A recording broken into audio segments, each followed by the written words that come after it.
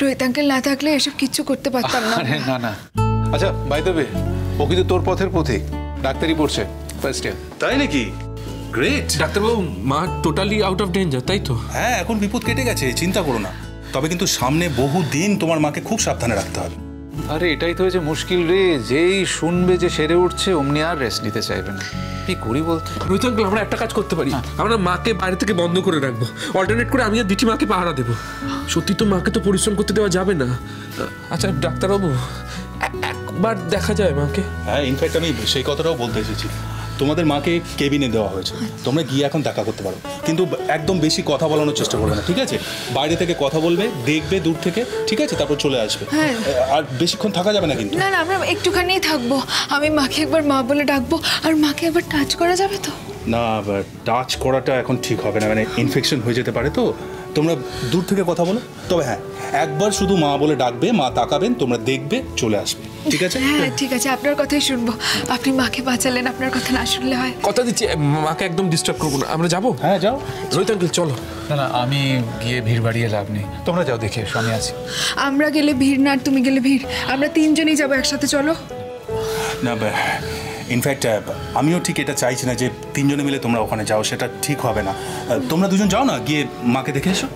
তা বলে রোহিত আঙ্কেল যাবেন না? আরে আমি তো আছি, কাল পরশু কোনো একদিন দেখে নেবো। আর দেখো, এখন বেড সাইডে গিয়ে বিপদ বাড়ি তো লাভ নেই, তোমরা চট করে দেখে এসো, আমি আছি।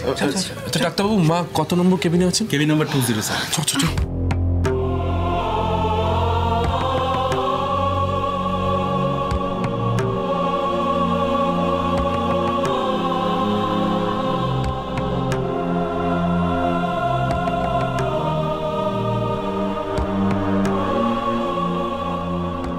কথা জিজ্ঞেস করি? হ্যাঁ কর না। ভদ্রমহিলা কে হন তোর? শুনলি তো, আত্মীয়। আত্মীয়? না না, আত্মীয় তো নয়, পরম আত্মীয়। তা পরম আত্মীয়র সংজ্ঞাটা কি ভাই? ধরে নে শুভাকাঙ্ক্ষী। শুভাকাঙ্ক্ষী? শুধুই শুভাকাঙ্ক্ষী?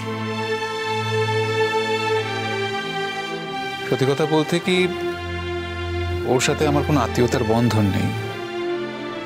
কলেজ লাইফের পরিচিতা, বহু বছর পর আবার যোগাযোগ হয়েছে।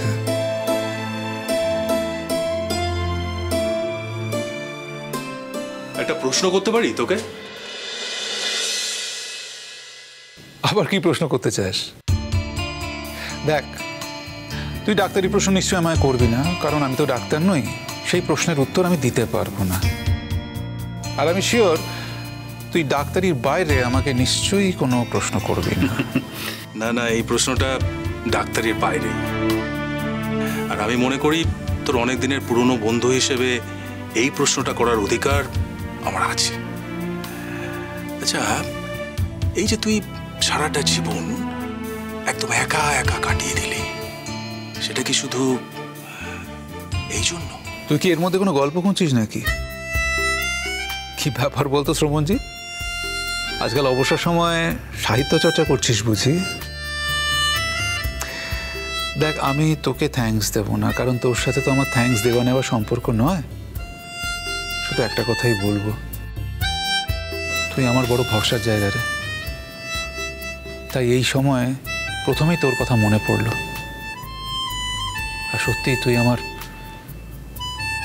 ভরসাটা রাখলি। তোকে এই প্রথম কারো জন্য এতটা কষ্ট পেতে দেখলাম। রিয়েলি, আই মিন ইট। তুই তোর কষ্টের কথা বলিসনি, কষ্টটা বাইরে প্রকাশ করিসনি, কিন্তু এটা ঠিক, তুই কষ্ট পেয়েছিস, সাংঘাতিক কষ্ট পেয়েছিস। আর কোনো মানুষ কখন কেন কারো জন্য এতটা কষ্ট পায়, সেটা শুধু আমার নয়, তোরও জানার কথা। আমি শিওর তুই সেটা জানিস।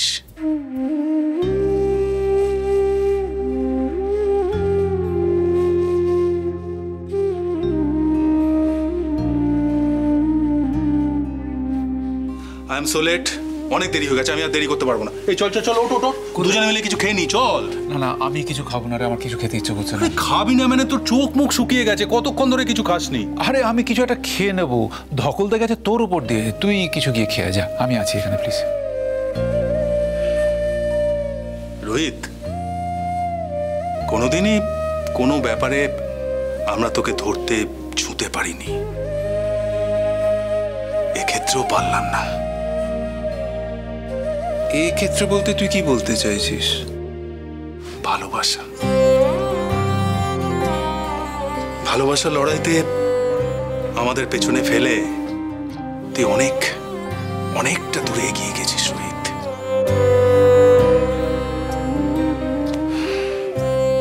Really proud of you. আসি রে। হ্যাঁ, thank you once again, thank you.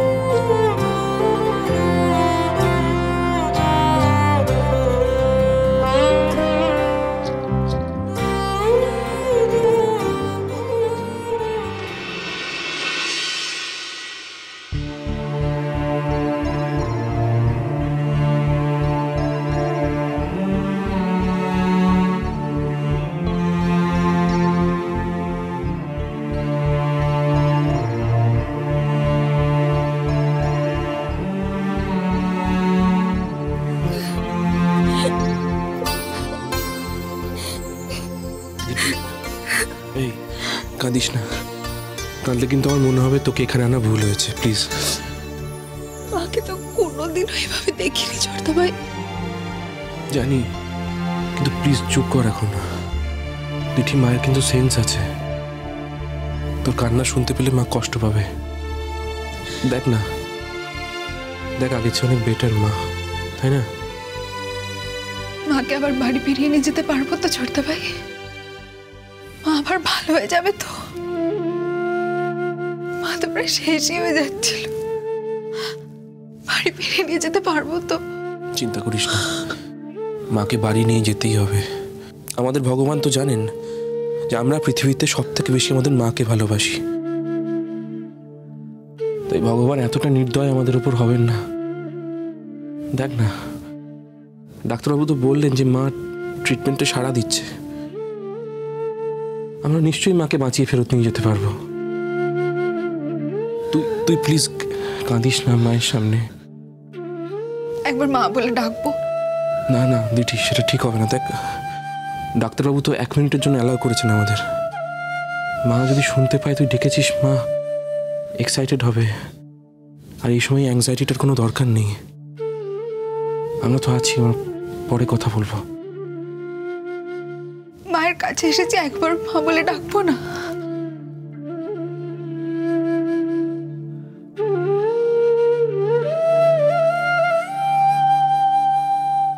মা,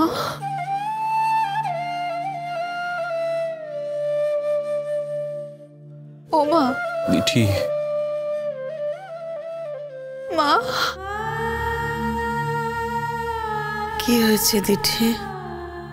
মা, তুমি বাড়ি যাবে না মা আমাদের সাথে? তুমি বাড়ি না গেলে কিন্তু আমরা কেউ বাড়ি যাব না মা।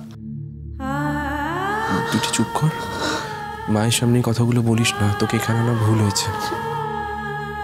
দিঠি, কি হচ্ছে কি? তোকে আনা খুব ভুল হয়েছে আমার। দাঁড়া না ছোটদা ভাই। ও মা, মা দেখুন, ওনার যেন কোনো এক্সাইটমেন্ট না হয়। স্যার আপনাদের এখানে আসতে বলেছেন, তাই আপনাদের এখানে অ্যালাউ করা হয়েছে। আপনারা কিন্তু এখানে একদম কথা বলবেন না। সরি। ডিঙ্কা, হ্যাঁ মা? কটা বাজে রে? এখন কি সকাল না দুপুর না রাত হয়ে গেছে? আরে তোরা খেয়েছিস? হ্যাঁ মা, খেয়েছি তো, কোনো চিন্তা করো না। তুমি কেমন আছো? ভালো আছি, ভালো আছি রে। ভালো আছো রে চাই? তাহলে গলা দিয়ে সরি কেন বেরোচ্ছে না তোর? ঠিক আছে, কিছু বলছি না। ডিঙ্কা, হ্যাঁ মা? আরে তোর বাবা জানে আমি হাসপাতালে? হ্যাঁ মা, পাপা এসেছিল তো এখানে তোমায় দেখতে। এসেছিল? এসেছিল। কোনো অধিকার নেই এখানে আসার, তাও এসেছিল সে। কত ছবি ভাসছে। কিসের ছবি মা? বিয়ের পর তোর বাবা আমাকে পুরী বেড়াতে নিয়ে গেছিল। সমুদ্রের পাড়ে বসে বালি দিয়ে আমি একটা সুন্দর বাড়ি বানিয়েছিলাম। বাড়িটা দেখার জন্যে কত লোক ভিড় করে দাঁড়িয়েছিল। খুব সুন্দর হয়েছিল বাড়িটা। ঝিনুক টিনুক দিয়ে দরজা জানলা সব বানিয়েছিলাম। তো তোর বাবা ওই বাড়িটার একটা নামও দিয়েছিল।